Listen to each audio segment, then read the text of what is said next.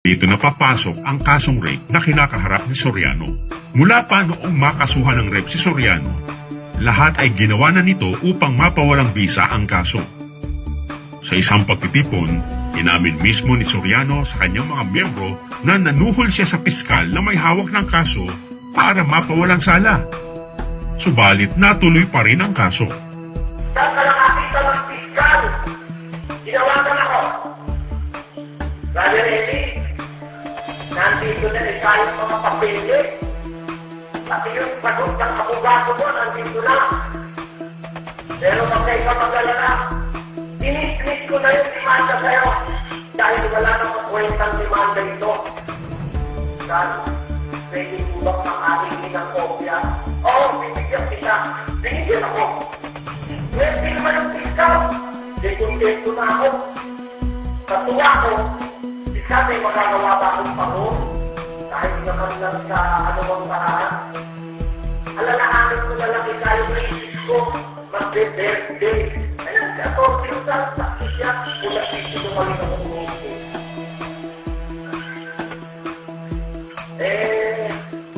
Kayo na lang ang bumili.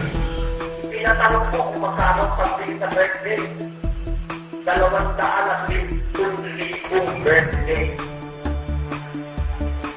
Binigyan ko. Hindi nyo alam ito dahil ko pinagkali. Ngayon alam nyo na. Sa piskal ka na. Malaki na kung nawala ko. 250,000. Binigyan ko. Pagkakapos, tinawagan daw ng mayor. Nagtatalo ako dahil ako, sabi daw ng mayor, ang may utos sa Malacanang dahil dinaligyan mo ato ng talo ko, may kaso ko ngayon. Nang umakyat ang kaso sa korte, gumawa rin daw siya ng paraan upang ito'y pigilin sa pamamagitan ng panunuhol ng 500,000 piso sa judge. Ang problema, biglang nag-inhibit ang hukom matapos makuha ang pera. Nag-apply ako ng PR ng mga kapatid. Tinanong ako ng abogado. Meron ka bang naglagay para makakuha tayo ng PR? Sabi ko, maunutang ako. Naunutang ako paglagay. Totoo yan. Alam ng Panginoon sa langit. Totoo yan. Naglagay ako ng 500,000. Binigay ko sa abogado. Hindi ko alam kung saan kanina niya binigay. Para lumabas ng tiyaro. Paglabas ng tiyaro, yung dyan, nag-inhibit. Paano tayo?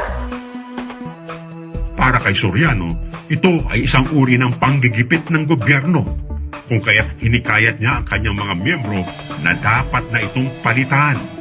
Makinig yung mga pangapi! Sa grupong ito ng mga nasa gobyerno, kailangan pa natin palitan ang gobyerno!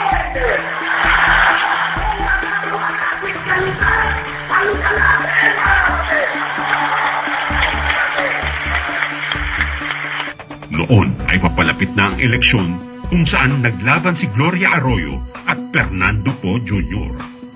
Pero ako naniniwala sobra na ang katiwalian sa gobyerno ito, mga kapatid, sobra na dapat ng salutin. Judge! Judge na tumatanggap ng suhol. Pinuno mo na sa Judge. Malapit na kitang kalusin. Subalit natalo si FPJ. Hindi napalitan ang gobyerno ni Arroyo. Kaya't nagpasya si Sorianong mangibang bansa at tuluyan ang nawalan ng tiwala sa pamahalaang Pilipinas. Dahil sa pagkapahiya sa pagkatalo ni FPJ noong 2004 elections, hindi nalantarang nagpahayag ng pagsuporta ang grupo ni Soriano sa sino mang kandidato noong sumunod na presidential elections. At upang makasiguro, palihim na lamang itong nagpaabot ng suporta sa dalawang kandidatong noon ay malakas sa survey. At nang manalo si Noynoy Aquino sa eleksyon, saka lamang inilantad ni Soriano ang kanyang tunay na kulay sa politika, ang kulay dilawan. Dala nila ang kulay na ito hanggang noong 2016 presidential elections sa pagbabaka sakaling kung mananalo si Mar Rojas bilang presidente, matutulungan siya nitong mapawalang sala sa kinakaharap niyang mga kaso sa Pilipinas. Subalit muling nabigo si Soriano dahil natalo si Rojas sa pagkapresidente. At dito na nabuo ang planong pagpapatalsik kay Duterte bilang Pangulo at mapalitan ni Leni Robredo.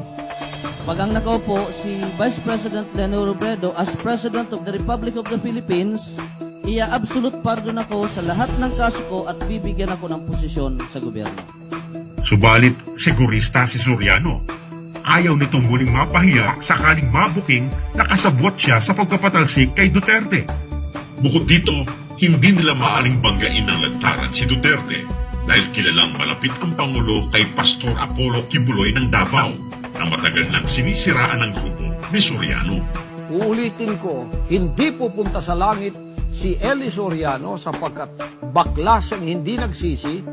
Kung kaya't upang hindi mapaghinalaan, nagpalabas kaagad ito ng mga mensahe ng pagsuporta sa Pangulo sa kanyang Twitter account. Pero sa likod nito ay ang pagpaplano kung paano maaaring matanggal si Duterte sa Malacanang at mapalitan ni Robredo. Dito na pumasok si Rodel Jaime at ang paggawa ng Bikoy Video. Malinaw ang sabwatan dito ng ang dating daan at ng mga dilawan. Pansinin, ang video ni Bongo na ginamit sa Bikoy Video ay mula sa UNTV Cup ni Daniel Rason na second in command ni Soriano. Pangalawa, ang uploader ng Bikoy Video ay si Rodel Jaime na aktibong miyembro ng ADD at tagapag-upload din ng mga video ni Soriano.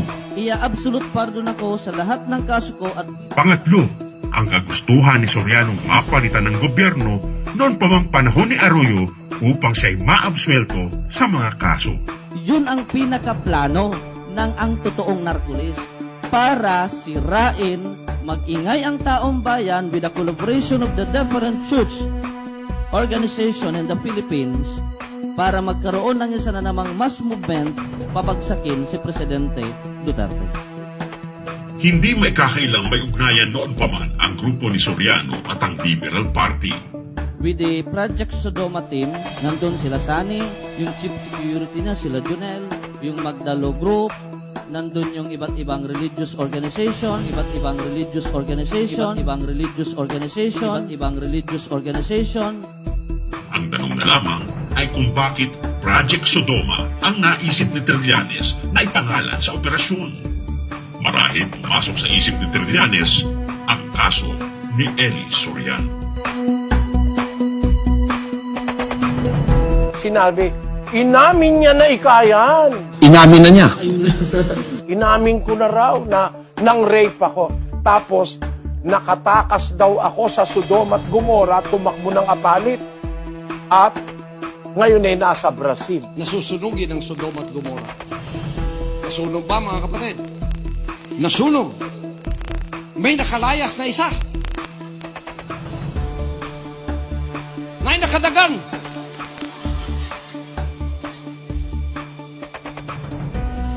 Dagan ang tugapalit pagkauman. Dagan na po na to Brazil. Wala naman taga-apalit na napunta ng Brazil. Ako lang eh.